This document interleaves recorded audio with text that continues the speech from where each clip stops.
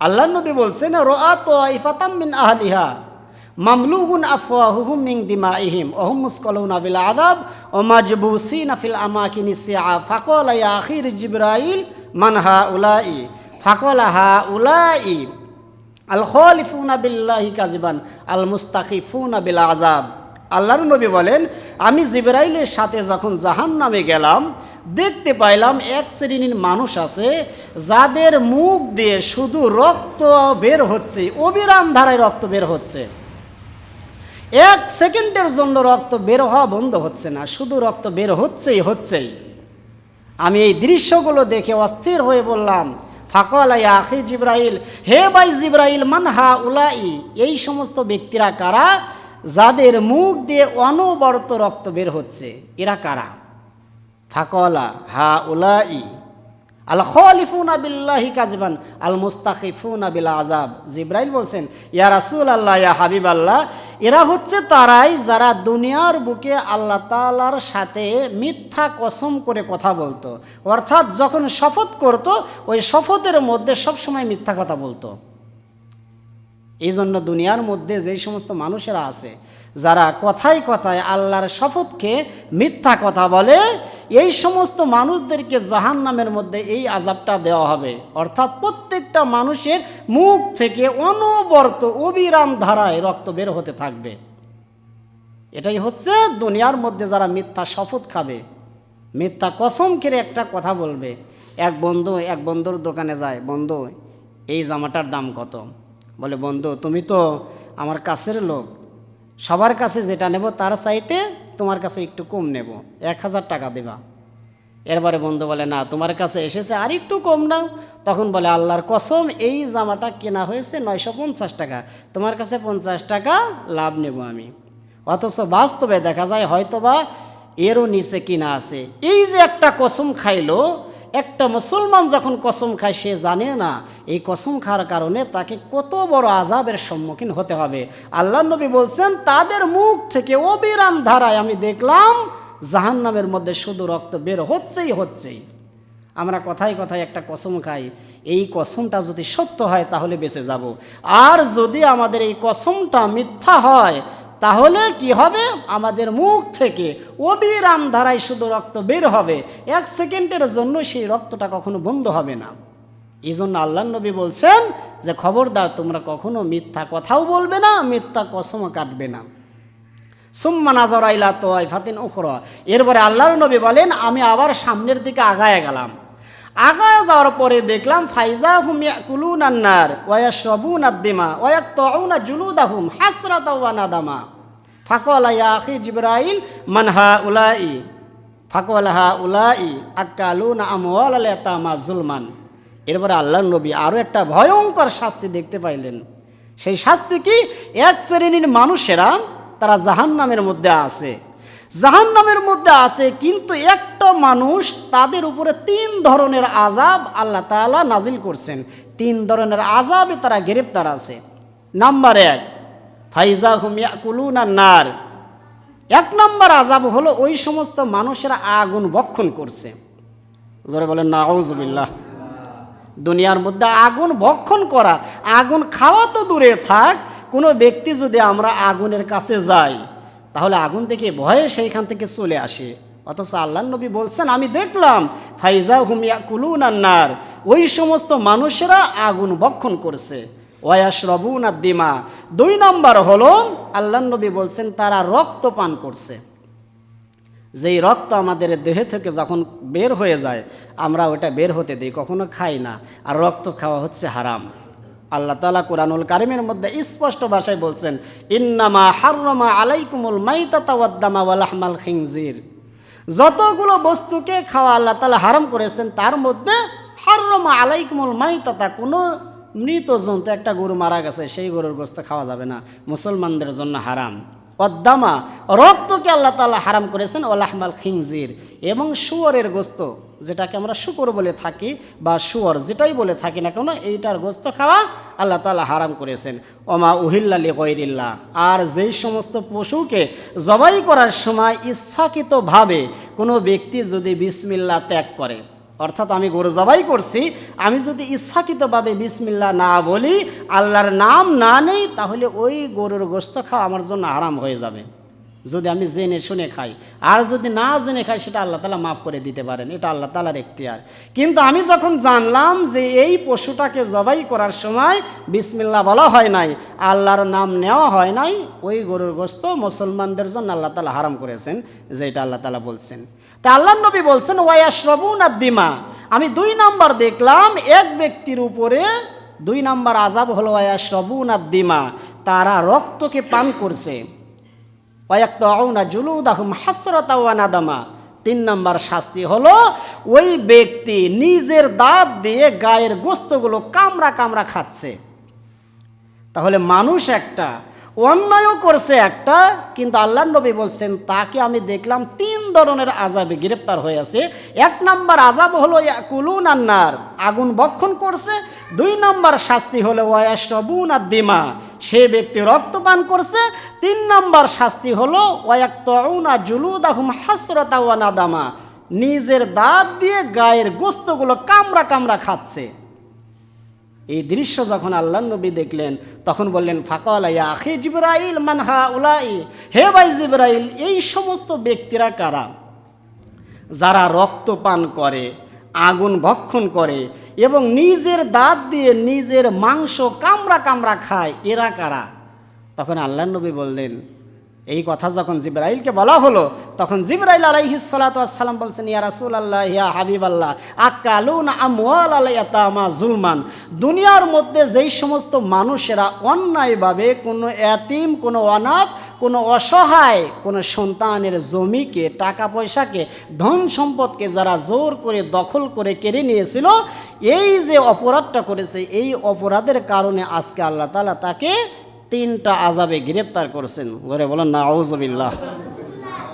তাহলে দুনিয়ার মধ্যে কোনো এতিমের, কোনো অনাথের, কোনো অসহায় মানুষের ধন সম্পদ, টাকা পয়সা, জমি জমা, বাড়ি গাড়ি, কোনো মুসলমান যদি অন্যায়ভাবে ওইটাকে নিয়ে নেয়, কেড়ে নেয়, দখল করে নেয়, জোর করে নেয়, তাহলে তাদের একটা পাপ, অথচ আযাব হবে 3টা।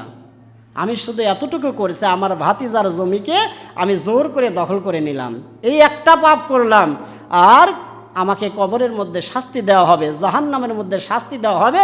ইয়াকুলুনান নার, সর্বপ্রথম আগুনকে ভক্ষণ করানো হবে। ওয়ায়াশরাবুনাদ দিমা, এরপরে রক্তকে পান করতে দেওয়া হবে। ওয়ায়াকতাউনা জুলুদাহুম হাসরাতাও ওয়া নাদামা। 3 নাম্বার হলো আমার নিজের গায়ের গোশতগুলো আমি নিজেই খাইতে থাকবো। তাহলে আজকে আমরা যারা অসহায় মানুষকে ভেবে, আমার শক্তি আছে, আমি শক্তি দিয়ে একটা মানুষের জমিকে দখল করে নিলাম, আমার শক্তি দিয়ে একটা মানুষের বাড়িকে দখল করে নিলাম, কিছু টাকা পয়সা শক্তি দিয়ে আমি কেড়ে নিলাম, কিন্তু এই যে কেড়ে নিচ্ছি, আল্লাহর নবী বলছেন আমি জাহান্নামে যখন ঢুকলাম, তখন দেখলাম যে এই সমস্ত জোর করে দখল করে যারা অসহায় মানুষের জমিগুলো নিয়েছে, টাকাগুলো নিয়েছে, সম্পদগুলো নিয়েছে, তারা এই 3টা আযাবে লিপ্ত আছে। এরপরে আল্লাহ নবী বলছেন সুম্মা নাযরা ইলা তাইফাতিন উখরা, এরপরে আমি এই আযাবটা দেখার পরে আবার সামনের দিকে আগায় গেলাম। এরপরে কি দেখলাম? আল্লাহ নবী বলছেন ফাইজা আফওয়াহুম মাহশুওয়াতাম মিনান নার ওয়া ইয়াখরুজু মিন মানাখিরিহিমুদ দুখান ওয়া মুকাইয়াদুনা বিসসালাসিলি ওয়াল গিলাল। এরপরে আমি সামনের দিকে আগায় গেলাম। আগায় যাওয়ার পরে দেখলাম কিছু কিছু মানুষের মুখ থেকে শুধু ধোঁয়া বের হচ্ছে, কান থেকে ধোঁয়া বের হয়, নাক দিয়ে ধোঁয়া বের হয়, অথচ তারা মানুষ। এই দৃশ্যগুলো দেখার পরে আমি জিবরাইলকে বললাম ফাকালা ইয়া কি জিবরাইল মান হাউলাই, হে ভাই জিবরাইল, এই সমস্ত ব্যক্তিরা কারা যাদের মুখ থেকে, নাক থেকে, কান থেকে শুধু ধোঁয়া বের হচ্ছে? যখন মা এবং বোনেরা রান্না করে, রান্না করার পরে চুলা থেকে এক জাতীয় ধোঁয়া বের হয়, প্রত্যেকটা মানুষের এই রকম ধোঁয়া বের হতে থাকবে। সেই ধোঁয়া বের হবে নাক দিয়ে, সেই ধোঁয়া বের হবে কান দিয়ে, সেই ধোঁয়া বের হবে মুখ দিয়ে। এই দৃশ্য দেখার পর আল্লাহর নবী যখন বললেন হে ভাই জিবরাইল, এই সমস্ত ব্যক্তিরা কারা, তখন আল্লাহর নবীকে বললেন ইয়া রাসূলুল্লাহ, ইয়া হাবিবাল্লাহ, এই সমস্ত ব্যক্তিরা তারাই আকালুনা রিবা তামাআন ফি জামিআল মাল, দুনিয়ার মধ্যে যারা সুদ খেয়েছে, যারা সুদের উপর টাকা লাগাইছে, এই সমস্ত মানুষদেরকে আল্লাহ তাআলা এই শাস্তিটা বরাদ্দ করেছেন। তাহলে দুনিয়ার মধ্যে যারা সুদ খায় তাদের শাস্তি আল্লাহর রাসূল স্বচক্ষে মেরাজের রাত্রিতে জাহান্নামে গিয়ে দেখে এসেছেন। তাদের মুখ থেকে নাক দিয়ে কান দিয়ে সব সময় শুধু ধোঁয়া বের হবে। আর এই দৃশ্যগুলো থেকে হাসরের ময়দানে ওই সমস্ত মানুষদেরকে চিনে ফেলবে যে এরাই দুনিয়ার মধ্যে সুদ করছিল, এরাই ছিল মানুষের কাছ থেকে 10 টাকা দিয়ে 12 টাকা নিত। তাহলে দুনিয়ার মধ্যে যারা সুদ খায় তাদের অবস্থাটা কত ভয়ঙ্কর হবে। শুধু এখানেই শেষ নয়, আল্লাহর নবী এরপরে বলছেন তোমাআন ফি জামইল মাল, যারা দুনিয়ার মধ্যে শুধু ধন সম্পদ টাকা পয়সা গাড়ি বাড়ি জোগাড় করবে, কামাই করবে, কিন্তু তারা কি করবে না, আল্লাহর রাস্তায় কোনো খরচ করবে না। তাদের কান দিয়ে নাক দিয়ে এবং মুখ দিয়ে শুধু ধোঁয়া বের হবে। এই দুই শ্রেণীর মানুষ। তাহলে যারা দুনিয়ার বুকে সুদ খাবে এবং যারা শুধু টাকা পয়সা কামাই করবে, ধন সম্পদ কামাই করবে, সঠিক রাস্তায় জাকাত দেবে না, আল্লাহর রাস্তায় দান খয়রাত করবে না, তাদের এই দুইটা আযাব হবে। নাক দিয়ে কান দিয়ে এবং মুখ দিয়ে শুধু ধোঁয়া, আগুনের ধোঁয়া, সাধারণ কোনো ধোঁয়া নয়, জাহান্নামের আগুনের ধোঁয়াগুলো বের হতে থাকবে। এরপরে আল্লাহর নবী আবার সামনের দিকে আগায় গেলেন। সুম্মা নাযারা ইলা তাওয়াইফাতুন উখরা, আল্লাহর নবী বলেন আমি আবার সামনের দিকে আগায় গেলাম। আগায় যাওয়ার পর এর চাইতে আরও ভয়ঙ্কর একটা আযাব দেখলাম। সেই আযাবটা কি, মুআল্লাকুনা বিকালালিবা মিনাল হাদিদ ওয়া ইয়াসলিউ মিন ফুরুজিহিমুস সাদিদ ওয়া হুম মুআযাবুনা বিল আযাবিশ শাদীদ। একটা মানুষ, এই ব্যক্তির আযাব ভিন্ন মানুষ একটা। আল্লাহর নবী বলছেন মুআল্লাকুনা বিকালালিবা মিনাল হাদিদ ওয়া ইয়াসলিউ মিন ফুরুজিহিমুস সাদিদ ওয়া হুম মুআযাবুনা বিল আযাবিশ শাদীদ। আমি এক ব্যক্তিদেরকে দেখলাম যেই সমস্ত মানুষেরা তাদেরকে ঝোলানো হয়েছে শিকল দ্বারা, অর্থাৎ শিকল দ্বারা বাঁধা হয়েছে, এরপরে দুইটা হাতকে এরকম বাঁধার পরে ঝুলিয়ে রাখা হয়েছে। এরপরে আমি দেখতে পাইলাম তাদের লজ্জাস্থান দিয়ে, পেশাবের রাস্তা দিয়ে, পায়খানার রাস্তা দিয়ে এক জাতীয় রক্ত বের হচ্ছে এবং তারা ওয়া হুম মুআযাবুনা বিল আযাবিশ শাদীদ, তারা শক্ত আযাবে লিপ্ত আছে। আল্লাহর নবী দৃশ্যগুলো দেখলেন, যতগুলো আযাব দেখেছিলেন মেরাজের রাত্রিতে, সবচাইতে এই আযাবটা দেখে তিনি খুবই মর্মাহত হলেন। দুনিয়ার মধ্যে কোনো মানুষের যদি পেশাবের রাস্তায়, পায়খানার রাস্তায় কোনো একটা রোগ হয়, আমরা কিন্তু ডাক্তারকে দেখাতেও লজ্জা পাই, একটা কাছের বন্ধুকে দেখাতেও লজ্জা পাই, কাছের মানুষকে দেখাতে লজ্জা পাই, স্বামী হয়ে স্ত্রীকে দেখাতে লজ্জা পাই, স্ত্রী যারা তারা স্বামীকে দেখাতে লজ্জা পায়। অথচ আল্লাহর নবী বলেন আমি দেখতে পেলাম মুআল্লাকুনা বিকালালিবা মিনাল হাদিদ ওয়া ইয়াসিলু মিন ফুরুজিহিমুস সাদিদ, আমি দেখতে পেলাম ওই সমস্ত মানুষদেরকে হাত শিকল দ্বারা বেঁধে রাখা হয়েছে, ওরা ঝুলন্ত অবস্থায় আছে, আর প্রত্যেকটা পুরুষ এবং নারীর লজ্জা স্থান দিয়ে রক্ত শুধু বের হচ্ছে। সমস্ত জাহান্নামীরা ওইটা দেখছে। তাহলে দৃশ্যটা কত খারাপ হবে। আমার মধ্য থেকে বা অন্য কারো মধ্য থেকে, লজ্জাস্থান থেকে দুনিয়ার মধ্যে যদি রক্ত বের হয়, সেইটা আমরা লজ্জায় বাঁচতে পারি না। আর জাহান্নামের মধ্যে কোটি কোটি মানুষের সামনে যখন এইগুলো বের হবে, তখন তাদের অবস্থাটা কেমন হবে। এই দৃশ্য আল্লাহর রাসূল দেখলেন। দেখার পরে বললেন ফাকালা ইয়া আখি জিবরাইল, হে ভাই জিবরাইল, মান হাউলাই, এই সমস্ত ব্যক্তিরা কারা?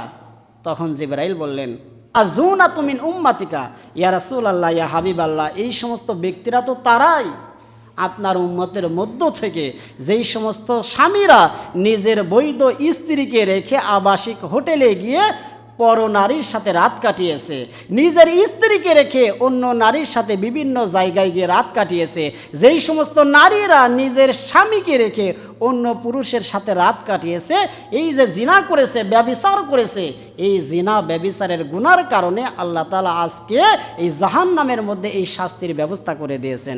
জোরে বলেন নাউযুবিল্লাহ। প্রত্যেকটা জিনাকার ব্যক্তিকে আল্লাহ তাআলা সর্বপ্রথম কি করবেন, মুআল্লাকুনা বিকালালিবা মিনাল হাদিদ, দুই হাত বেঁধে শিকল দ্বারা ঝোলায় রাখবেন, ওয়া ইয়াসিলু মিন ফুরুজিহিমুস সাদিদ, আর লজ্জাস্থান থেকে অবিরাম ধারায় শুধু রক্ত বের হতে থাকবে। আর হাসরবাসীরা এদেরকে দেখেই চিনে নেবে দুনিয়ার মধ্যে এরা ছিল জিনাকার।